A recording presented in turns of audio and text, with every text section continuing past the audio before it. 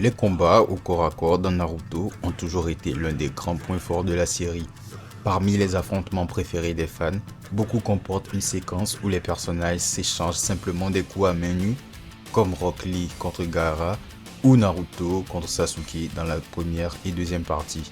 Il existe évidemment différents niveaux de maîtrise du taijutsu, comme dans tout art du combat, mais un personnage en particulier possède des compétences de très haut niveau qui ont été longtemps négligées. Naruto Uzumaki lui-même.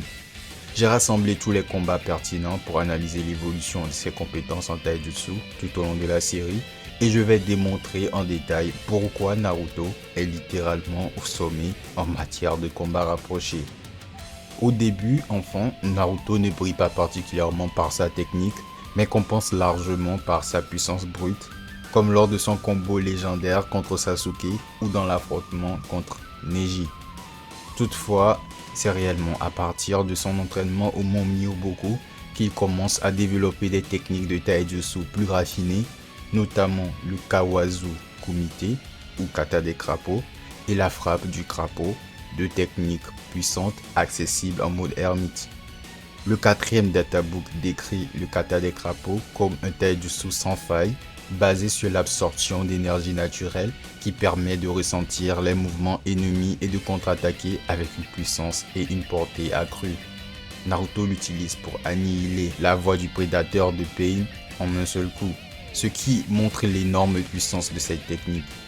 La frappe du crapaud, quant à elle, concentre le chakra de la nature dans la paume pour infliger des dégâts internes, ce qui est redoutable dans un monde où les ninjas ne peuvent pas renforcer leurs organes. Ensuite, avec le mode chakra de Kyuubi, le 4e, Naruto acquiert encore plus de capacités utiles en taijutsu, comme ses bras de chakra qui lui permettent d'augmenter sa portée, sa mobilité et d'exécuter des attaques imprévisibles, notamment contre le Tsuchikage Mou ou le Raikage, qu'il réussit à faire s'auto-blesser par sa propre attaque. Il montre également une impressionnante résistance et une vraie capacité de contre face à des utilisateurs du Sharingan comme Itachi, en bloquant et esquivant leurs assauts, même si ce dernier était réanimé. Plus tard, contre Obito Jinchuriki, Naruto démontre qu'il peut combattre, même aveuglé, en détectant l'intention de l'adversaire, puis il affronte les clones du Jubi, les clones de Limbe de Madara, et affronte Sasuke dans un combat à main nue épique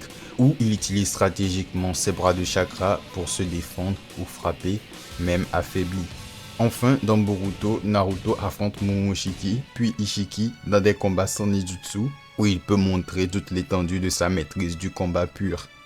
Face à Momoshiki, il utilise clairement un style inspiré du Wing-Chun et face à Ishiki, il adopte un style proche de la boxe, dominant avec une maîtrise absolue du corps à corps. Ces affrontements démontrent que Naruto, autrefois limité à sa force brute, est devenu un véritable maître du taijutsu, capable d'affronter des ennemis ultra puissants sans même recourir à ses autres jutsu.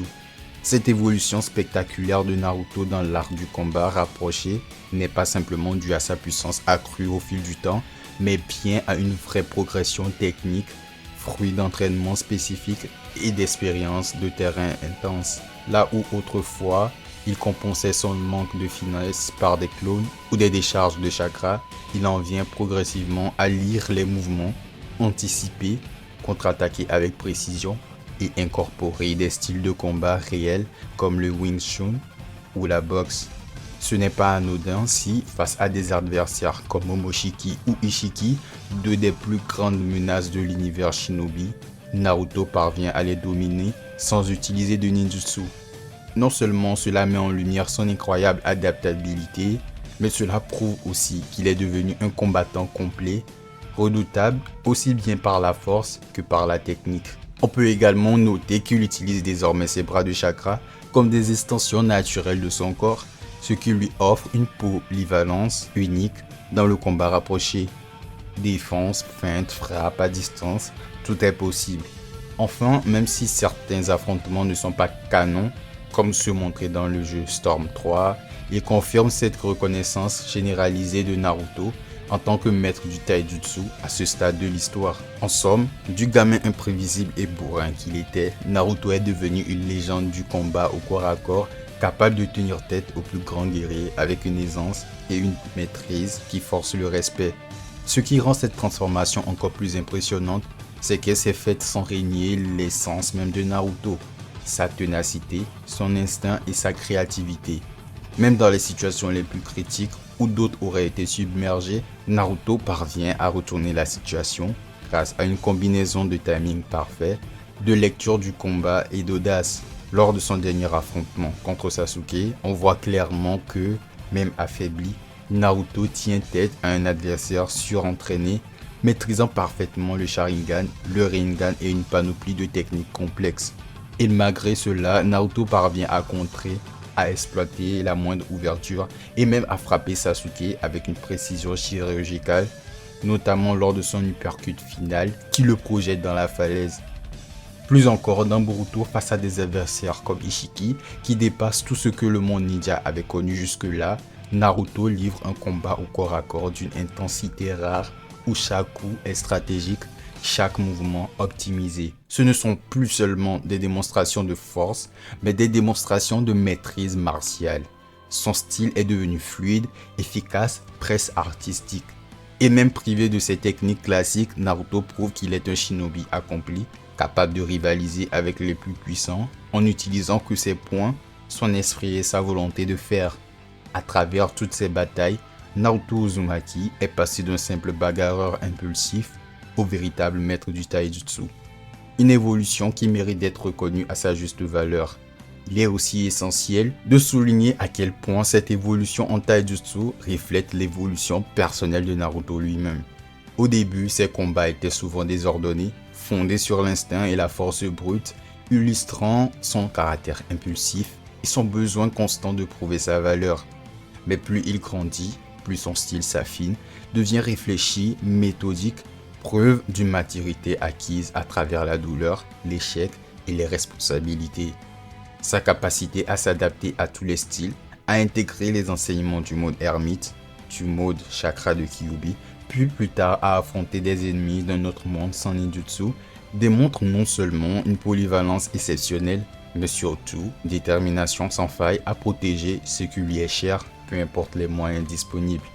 Là où d'autres shinobi s'appuient sur des dojutsu héréditaires ou des Gekkei Genkai complexes, Naruto bâtit sa force sur l'effort pur, l'apprentissage rigoureux et l'expérience du combat réel. C'est ce qui rend ses exploits en taijutsu encore plus admirables. Il ne repose pas sur un don inné, mais sur une progression conquise à la sueur et au sang. Aujourd'hui, lorsqu'on parle des plus grands maîtres du combat rapproché dans Naruto, il est impossible de ne pas placer Naruto Uzumaki au sommet, non seulement pour sa puissance, mais aussi pour l'intelligence, la créativité et l'élégance avec lesquelles il manie l'art du corps à corps. Aujourd'hui, ce qui scelle définitivement la place de Naruto parmi les plus grands maîtres du taijutsu, c'est sa capacité à transcender les limites de cet art à travers son style unique. Là où d'autres se contentent d'enchaîner des techniques prévisibles ou classiques, Naruto innove constamment. Il combine ses bras de chakra à des mouvements de boxe, intègre la perception sensorielle du mode ermite à son esquive, ou encore détourne l'attention avec des clones pour placer des contres décisifs. Ces combats ne sont pas seulement impressionnants par leur intensité, mais aussi par leur ingéniosité. Même face à des adversaires comme Momoshiki ou Ishiki, dont les capacités dépassent toute logique humaine, Naruto ne recule pas et parvient à renverser la situation par la stratégie et la maîtrise.